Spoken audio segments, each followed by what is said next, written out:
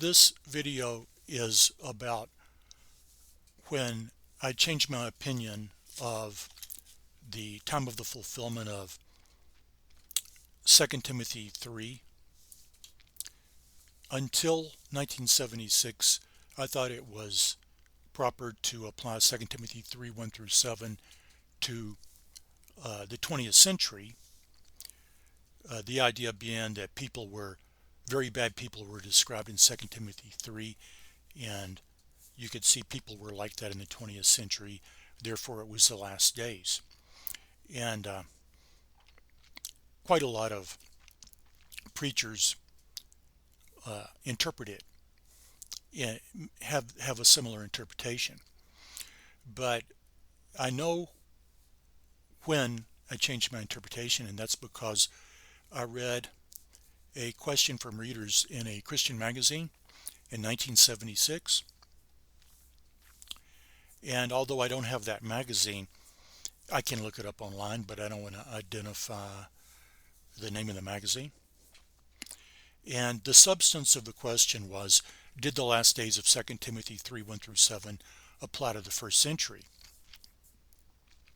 And I'm not going to quote the answer because it's copyrighted, but the substance of the answer was no, it did not.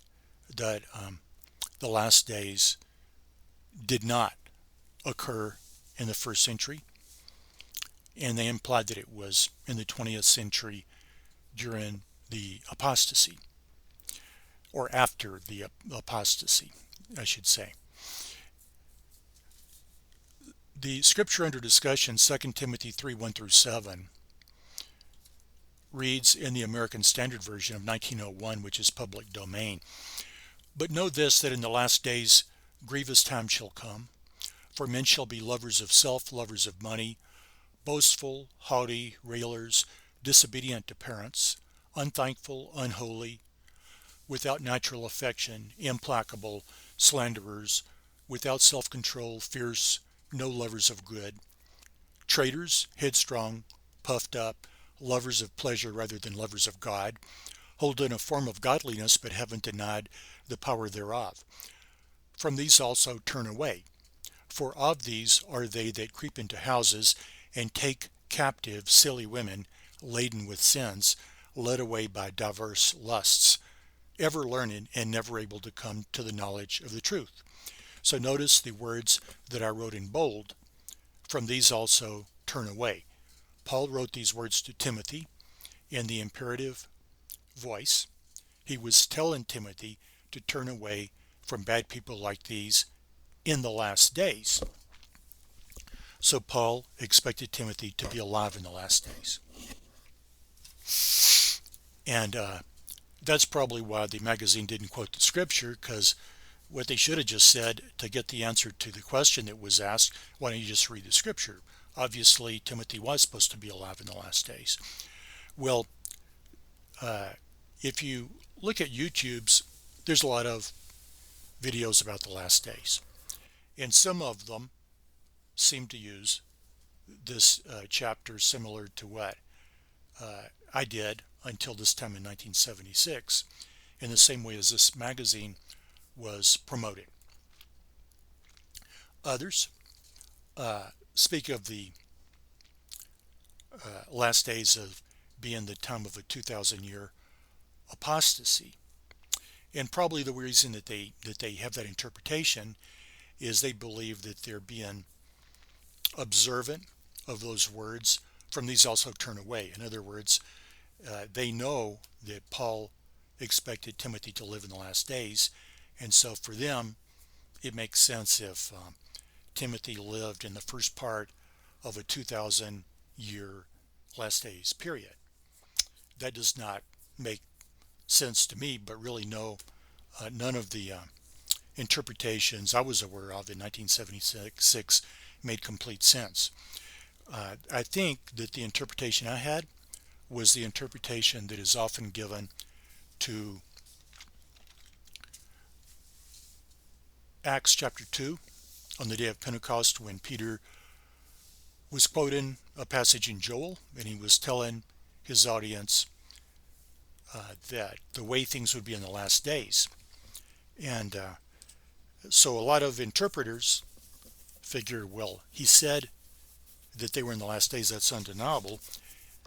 And the terms that they used to use in the 1800s was the last days of the Jewish dispensation, the last days of the Mosaic dispensation, or the last days of the Jewish economy.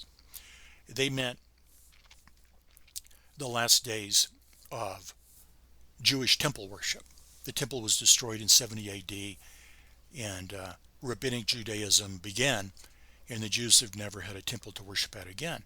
So they meant the last days of the traditional Jewish religion. And it makes more sense and applied to Peter's words in Acts, because you're dealing with a 35 or 40 year period that you can call the last days. But I believe I applied 2 Timothy 3 to that, not knowing what else to think. But Paul probably wrote that letter after 60 AD, and the temple was destroyed in 70 AD. So according to my interpretation then, the last days that Paul was predicting was a period of less than 10 years.